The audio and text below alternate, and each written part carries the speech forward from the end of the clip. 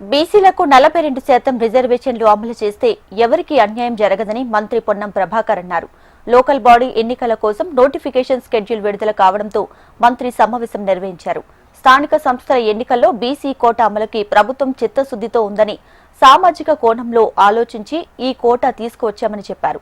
High court కూడా ఎన్నికల ప్రక్రియకు ఎక్కడ అడ్డు చెప్పలేదని, అందుకు కోర్టుకు ధన్యవాదాలు చెబుతున్నామన్నారు.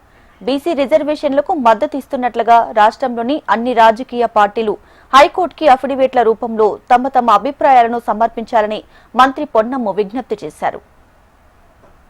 జరుగుతున్న సందర్భంలో నోటికాడి ముద్దను ఎగ్గొట్టే ప్రయత్నం వద్దు. మళ్ళీ చెప్తాను, మేము ఎవరి కంచంలోకే తీసుకొని తిట్టలేము. ఎవరిని అన్యాయం జరిగే విధంగా మా చర్య లేదు. మేము మా వర్గాలకు సంబంధించి న్యాయం జరగమని కోరుతా ఉన్నాం.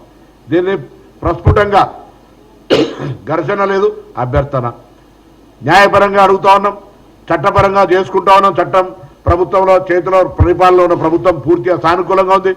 ప్రతిపక్షాలు కూడా మాటలకు శాసనసభలో అన్ని రకాలుగా మద్దతు ఇచ్చారు. కాబట్టి ఈ కార్యక్రమం చేయడం ద్వారా మాకు లాభం జరుగుతుందనే మాట మనం చేస్తూ ఉన్నాం.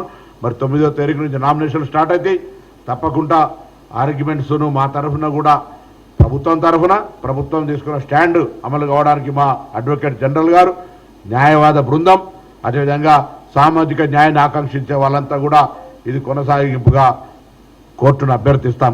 ఆ అభ్యర్థుల్లో భాగంగానే రాజకీయ పార్టీలుగా మీ యొక్క శాసనసభలో మద్దతు ఇచ్చినటువంటి దానికి కట్టుబడి రాజకీయ పార్టీలుగా బహిరంగ వేదికల్లో సామాజిక న్యాయం కావాలని అడుగుతున్నటువంటి విధానంలో మీరు అంశాన్ని న్యాయపరంగా కోర్టుకు లిఖితపూర్వకంగా మీ న్యాయవాదుల బృందం ద్వారా పంపి మీ తరఫున కూడా ఒక అఫిడవిట్ లాగా మరి న్యాయస్థానానికి మీ అభిప్రాయాన్ని చెప్పేటువంటి విధంగా ఉండాలని సందర్భంగా నేను కోరుతా ఉన్నాను.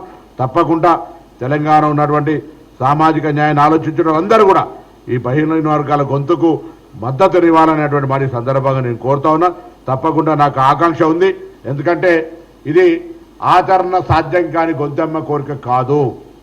పక్కకు మనకు బార్డర్ అయినటువంటి తమిళనాడులో 69% రిజర్వేషన్తో రాజ్యాంగంలో పొందుపరచబడిన షెడ్యూల్ 9 ద్వారా అమలు జరుగుతూ ఉంది. ఆనాటికి ఈనాటికి పరిస్థితులు మారి బలైన వర్గాలకు ఇంకా న్యాయం జరగాల్సినటువంటి పరిస్థితి ఉత్పన్నమైంది. కాబట్టే ఈ నిర్ణయం తీసుకున్నాము. మా ప్రభుత్వం తరఫున సామాజిక న్యాయానికి ఛాంపియన్గా ఉన్న కాంగ్రెస్ పార్టీ ఇవాళ రాహుల్ గాంధీ గారు